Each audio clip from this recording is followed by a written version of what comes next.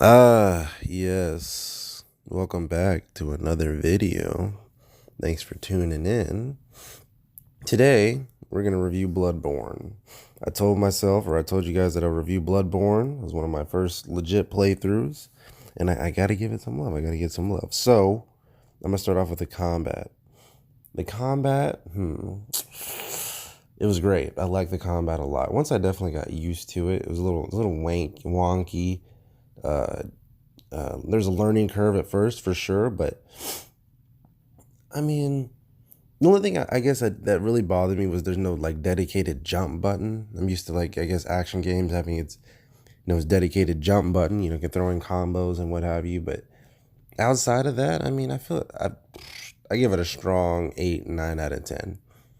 At first, I feel like it could be refined. It's from 2015. And also, I redact all the comments where I said this game was over a decade old. I don't know why. For some reason, I thought it came out in like 2012. That is not the case. Or 2010. It came out in 2015. This game is not that very old, not that old.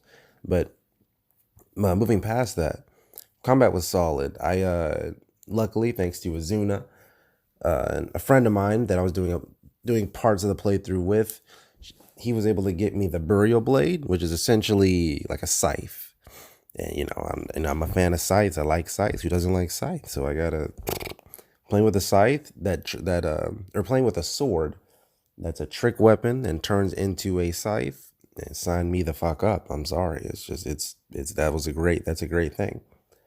And just that alone like made my gameplay, made my playthrough extremely entertaining. I loved it. Great. 8, 9 out of 10. I wish there was a jump button, but there's no jump button. That's fine. Lock on was also an issue, so that's why it's not a perfect 10 out of 10. Lock on is annoying as shit. And I was told that it can work against you half the time, and it does. But moving past that, combat was good. I looped that in with gameplay too. Let's see, what else? Now let's go to the story. The story, I'm not going to talk too much about the story, but I'll mention and say that the lore, the Lovecraftian, like, disturbing horror aspect of Bloodborne was very, very interesting, entertaining, enticing, sickening, disturbing. It was great. I'll give the lore an 11 out of 10. Yep, I said 11 out of 12 out of 10. Because out of all, I'm gonna pivot really quick. Out of all the horror movies that I've seen in the past, I gotta make that another video. But all the horror movies that I've seen like in the past decade, and I mean that in the past decade, have been just shit. Not that scary, half-assed, poor. Except maybe a couple of the Conjuring movies, maybe Insidious. But outside of that, it's been kind of lame as shit. I'm sorry. I'm not sorry at all because get all these goddamn superhero movies out of my face.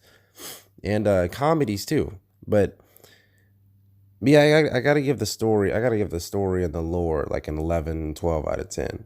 It was great. Like some of the shit in the game genuinely scared me. I was running away. I was like, don't touch me. I don't know what that is. It looks dangerous. And sometimes I would die. A lot of the times I would die. Other times I'd kill it. But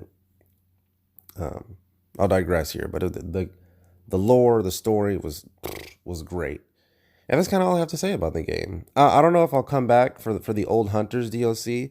The more I think about it, the more I kind of want to. But I also have other games on the list, and I gotta appease the fans. I'm sorry.